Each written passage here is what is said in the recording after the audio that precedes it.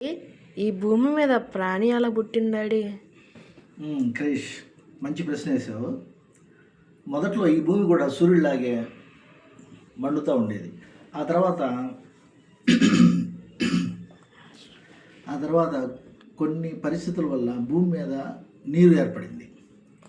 నీరు ఏర్పడిన తర్వాత అనేక లక్షల సంవత్సరాలకి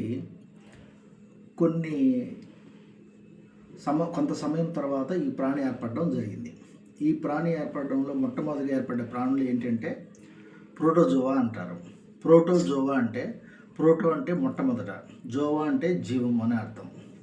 ప్రోటోజోవా కింద మనం అమీబాల్ని తీసుకోవచ్చు.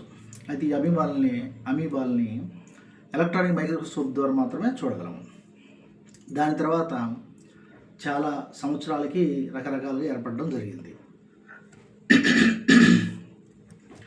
అంటే మొట్టమొదటిసారిగా ఏర్పడే జీవనం ప్రోటోజోవా అంటారు. తర్వాత పోరిఫెరా అని, తర్వాత సీలింట్రైటా అని, తర్వాత ప్లాటిహెల్మింథిస్, తర్వాత నిమాటిహెల్మింథిస్, తర్వాత అనిలిడా, తర్వాత ఆర్థోపోడా, తర్వాత మొలస్కా, తర్వాత ఇకానిడర్మేటా. దాని తర్వాత చేపలు, ఉభయచరాలు, సరీసృపాలు, పక్షులు, క్షీరదాల కింద అంటే క్షీరదము అంటే పాలిచ్చే జంతువులన్నింటినీ క్షీరదాలు అంటారు. దాని కింద మనుషులు రావడం జరుగుతుంది. అయితే నువ్వు అడిగిన ప్రశ్న ప్రకారం మొదట ప్రోటోజోవా అంటే ఏకకణ జీవులు అంటారు. అంటే ఒకే కణం ఉంటుంది. దీనికి కణంలోనే దానికి కావలసినప్పుడు చేతుల్లాగా, దానికి కావలసినప్పుడు వ్యర్థాలను బయటకు పంపించే రంధ్రంలాగా, అలాగే ఆహారం తీసుకునేటప్పుడు నోరులాగా అదే మార్చుకొని ఆ ప్రకారంగా ఒక్క కణం మాత్రమే ఉంటుంది. అన్ని అవయవాలు అంటే దానికి సంబంధించినటువంటి జీవక్రియలు జరిగేటట్లుగా ఉంటుంది. దాని తర్వాత వచ్చేసి పోరిఫెరా. ఇది చాలా పెద్ద వర్గం. ఇది సముద్రాల్లో ఉంటాయి. పోరిఫెరా అంటే చాలా రంధ్రాలు కలిగినటువంటి వాటిని పోరిఫెరా అంటారు. అంటే ఇవి మన లైక్ స్పాంజీ లాగా ఉంటుంది. ఇవి ఈ భూమి మీద అతిపెద్ద వర్గంగా పిలుస్తారు. కానీ దీనిలో అవయవాలు ఉండవు. అంటే నోరు, కాళ్ళు, చేతులు ఏమీ ఉండవు. అందువల్ల ఈ వర్గం పెద్దదైనప్పటికీ దీన్ని పరిగణలోకి తీసుకోలేదు. దాని తర్వాత సీలింట్రేటా అంటే పైపులాగా ఉండే శరీరాన్ని కలిగి ఉంటుంది కాబట్టి దీన్ని సీలింట్రేటా అంటారు. అంటే దీంట్లో నోరు ఉంటుంది, నోటి చుట్టూత చేతులు ఉంటాయి. చేతులు అంటే కేశాలని అర్థం చేసుకోవాలి. నోటితో కేశాల ద్వారా ఆహారాన్ని తీసుకొని నోట్లోకి పంపించుకొని జీర్ణక్రియ చేసుకొని మళ్ళీ నోటి ద్వారానే బయటికి పంపిస్తుంది. దాని తర్వాత ప్లాటిహెల్మింథిస్. పేరులోనే ఉంది. ప్లాటిహెల్మింథిస్ అంటే దాని శరీరము సమాంతరంగా ఉంటుంది కాబట్టి దీన్ని ప్లాటిహెల్మింథిస్ అంటారు. ఇది 20 అడుగులు, 30 అడుగులు లేదా 30 మీటర్లు, 40 మీటర్ల దాకా ఉంటుంది. ఇవి చాలానే ఉంటాయి. అదేవిధంగా నిమాటిహెల్మింథిస్, ఇవి నులిపురుగుల కిందకి వస్తుంది. దీని తర్వాత అనిలిడా జీవులు ఏర్పడ్డాయి. అనిలిడా అంటే శరీరం ఖండితాలుగా కలిగిన వాటిని అనిలిడా అంటారు. దీని కింద వానపాము వస్తుంది. తర్వాత ఆర్థోపోడా అంటే చేతులు, కాళ్ళు అన్నీ కూడా అతుకులతో కలిగి ఉండడం వల్ల దీన్ని ఆర్థోపోడా అంటారు. దీని కింద బొద్దింకలు, దోమలు, ఈగలు ఏవైతే కాళ్ళన్నీ కూడా అతకబడి ఇట్లా జాయింట్లుగా ఉంటాయో వాటన్నిటిని ఆర్థోపోడా అంటారు. అనిలిడా ఆర్థోపోడా అయిపోయిన తర్వాత మొలస్కా అంటే సముద్రంలో ఉంటుంది. మొలస్కా కింద నత్తలు, స్టార్ ఫిష్, పీతలు ఇవన్నీ వస్తాయి. తర్వాత ఇకానిడర్మేటా కింద ఆక్టోపస్ వస్తుంది. ఆక్టోపస్ అంటే 8 చేతులు కలిగినటువంటి ఆక్టోపస్, అందువల్ల ఆక్టోపస్ అంటారు.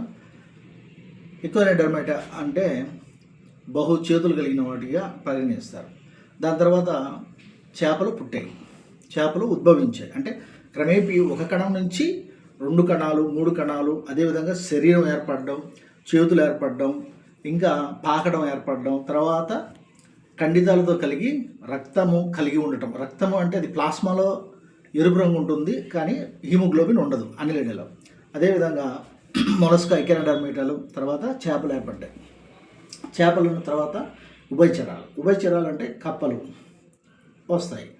అంటే నీటిలోనూ అదేవిధంగా భూమిలోనూ జీవించగలిగే వాటిని ఉభయచరాలు. ఉభయము అంటే నీటి లోపల బయట 2 చోట్ల కూడా జీవించగలిగే వాటిని ఉభయచరాలు అంటారు.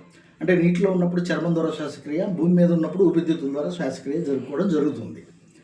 ఈ విధంగా చేపలు ఉభయచర తర్వాత సరీసృపాలు. సరీసృపాలు అంటే తొండలు, పాములు ఇవన్నీ వస్తాయి. సరీసృపాలు అంటే శరీరం మీద ఉన్నటువంటి శరీరం మీద పొట్టులు పొట్టులుగా ఉంటుంది. అంటే శరీరం అంతా గరుగ్గా ఉబ్బు తబ్బులుగా ఉంటుంది. అందువలన సరీసృపాలుగా కొన్ని ఈ జంతువులన్నీ వస్తాయి. సరీసృపాల తర్వాత పక్షులు. ఈ పక్షుల విషయానికి వచ్చేసరికి వాటి యొక్క ఎముకలు వాయువుతో నిండటం వల్ల గాలిలో ఎగురుతున్నప్పుడు శరీరం తేలిగ్గా ఉండటం వల్ల, అంటే ఎముకల్లో గాలి ఉండటం వల్ల శరీరం తేలిగ్గా పైకి ఎగరడం జరుగుతుంది.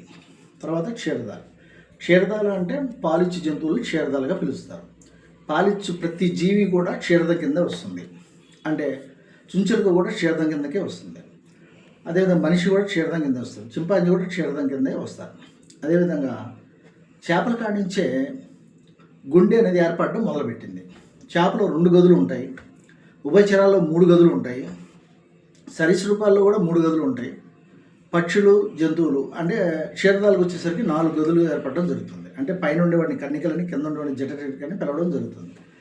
ఆ విధంగా శరీరంలో ఉన్నటువంటి చెడు రక్తాన్ని కన్నికలు తీసుకొని మంచి రక్తంగా ఊపిరితిత్తుల సహాయంతో మార్చబడి కింద గదులు అంటే కింద ఉన్నటువంటి జఠరికల ద్వారా శరీరానికి అందజేయడం జరుగుతుంది. ఈ విధంగా మొట్టమొదట ఒక కణం నుంచి బహుకణాల నుంచి అవయవాలుగా ఏర్పడి ఈ భూమి మీద ఈ జనాభాతో విస్తరించడం జరుగుతుంది.